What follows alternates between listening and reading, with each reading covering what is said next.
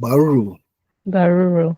And how in the Garifuna culture, how would we normally use Uh, plantains, green plantains? Plantains use is one of the main food that we use, a popular food that we use, and they call it odot. Mm-hmm. Um, it's the boiled plantain, and you mash the plantain with a hana, we call it hana, or and then you you can eat it with my coconut milk, whatever you call it, gravy. So it could be something like you taking it, call it taking make out of flour and stuff. But some normally use with coconut milk and fish, uduru. And so that's what the plantain basically used as one of the main Garifuna dish. Mm-hmm. And this Mm. is the image of coconut, Faluma. Saloma. And in our culture, our Garifuna culture, how is it used? You is used for many things. Coconut have so many benefits as well. Um, they use it for the water. They can drink the water. Mm-hmm. Uh, they can use the husks for fire Mm-hmm. Mm-hmm. to drive away some flies. And Mm-hmm. um, the meat inside it can be used for coconut milk. Is a they squeeze out the milk inside. Mm-hmm. And to grate Right. it into Later, the smaller pieces. Mm-hmm. and then you can use the trash as a way of looking shiny like me, for the skin. It's good for the skin. I used to saw my aunt used to use those things that time. They made the coconut trash and just take it and rub the greater one and just rub it on the foot. Mm-hmm. And also the coconut can use they use coconut oil, which Mm-hmm. is kind of rich. A matter of fact, they say coconut oil is as good as olive oil. Mm-hmm. So I don't know. Yeah, it's good as olive oil. So we have a very rich, I get to understand that a balanced meal with the coconut and the plantain. The plantain is good for your brains as well, and it Mm-hmm. helps with the cancer. Uh, Mm-hmm. if we boil the plantain and use the water, now I used to throw away the water. I Mm-hmm. use the water to make my coconut, to make my gravy, la susu. Mm-hmm. Uh, so yeah, and they have so many use that they can be used. And then the hard shell that we inside, you know, it's used for jewelries. Mm, oh You can yeah, I cut see it that up too. and you Yes. can use it as a cup, you Mm-hmm. know, and they use an earring, and then they have like the bangles. So it's it's very one item could do a lot of stuff. Mm-hmm. Mm-hmm. That's what I like about you know w- our people. They're very innovative and they can do so much with one thing. And this is an example of that. You And do this one is of the Garifuna drum, Garanugu, Garan. Oh boy, I just some Gararo. Garanugu. Yeah, Garanugu, something like that, right? Yeah, That's the Gararong. Like Gara and wrong, Gararong. Mm-hmm. Mm-hmm. Garanugu. And what does the Garifuna drum mean to you? Um, you know, it means music or instruments that produce music. It's used for different things, you know. Again, like Mr. Rakaitana taught me something about the drum. I really want to thank him for, because he's really, um, he said that there was three drum that they use. Mm-hmm. And they're always going to say things they go. And most of the time, you see the different people that use like three drums, three main drums, and one is relating to the earth, and one relating to the heaven, and one relating to the people, Mm-hmm. something like that. So if I do got it, but something like that. That's our idea.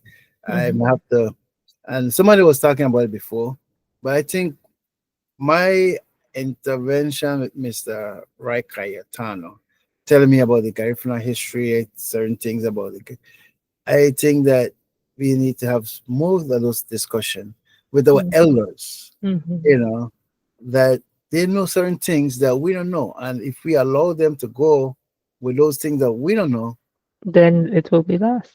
you're right. And I think that I don't know if you met Mr. Rai, I don't know if you know Mr. Rai Caetano. Yes, yes, he's well known in our, Well, Gardener community. and I think Mhm. that we should have some kind of I did was wanting to have some kind of a dialogue with him with the rest of the community, Mhm. but that never did materialize after 219 after COVID come, and so that kind of die off. Uh, Mhm. but it would be interesting that if we could get some of his knowledge, he have some Mhm. books that he Mhm. wrote, so and he can be able to tell certain things, and everybody have their own stories. Yes, You may not I agree agree with with this because what we I'm all have our saying, stories. so We all have something to share with the world and to, by extension, teach the world. We're Garifuna, but we're still living our lives proud and, you know, proud to be Garifuna and living our lives. And we all have our own journeys, and sharing those journeys can encourage people, especially Garifuna people, young people, to be proud as well and still live their lives, still pursue their dreams and make their vision come true, as you would say. So yeah. um yeah, that's around, those are the Hebrew, those are chief of the community, those are elders of the community, they are chief.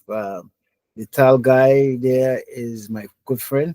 Um, he's a prince of the Hebrew community. Out of all of them, he's the prince of the leader as well. He worked with the president of the United States, and Mhm. so he's the one that drew me into mentorship as being Mhm. a part of the, because I was what do you call it, last year. um, I was um, I was awarded by the president of the United States a lifetime presidential lifetime achievement award. Nice, congratulations, that's huge. Wow. So, um, in next rest of my years coming up is to continue commit myself more into public service. I I would love to see my Garifuna people, and that's what I'm working on, to be economical, economical, develop or stabilize. Mhm. Um, that we could be, instead of crying that we don't have, or we are poor or they are poor, let's cry how we can. We have enough. Who we can give it to. Um, so I want to be more advocate in that area to see this community. So in my past of my life, I mean, when I started this guy from the Council of Churches, there were three things that was so concerned about. The concern about relationship with God, um, what that means, and to be educated and to be economic. Oh yeah, oh Economically. yeah, yeah, economically developed. the And Mhm. so I see those two things already been carried on so far, and now I'm coming to the stage of rest of my life, maybe the next 500 years, is to spend more time in that area to develop our community. Mhm. We can do it. I know we can do it, and I know we are doing it, but we don't see ourselves doing it. We are Mhm. looking at others that they are doing it, and we are doing it. We are the one that makes other better, and we don't know that. Some of my young people, some people that say, "Oh, they want me to be a supervisor in a job." I say, "Wow, take it." No, I don't want that and this and that. Me, yeah, that's just so much responsibility and this stuff. You're doing a job. Why don't get paid for a job? Mhm. You get they are depending on you. So okay, you don't want that position. That's why I found out many people, whether given titles or position, they feel like they're not worthy of it. That Mm, they're not doing, you know. And I believe we can do a lot of things. It's just that it's the way how we see things or how we perceive things. mhm, And that's one of the things that we have to be, we got to be bold and open for challenges and open for mistakes. I am still making a lot of mistakes ever since I know myself. And I know when I die, it's going to be a mistake when I die. So I still going to make mistake when I did. ah, So it's just a matter of us, see that way. So that's my thing, that I want to see myself to be more into a public service to help our community, either here in America as well as in Belize. I don't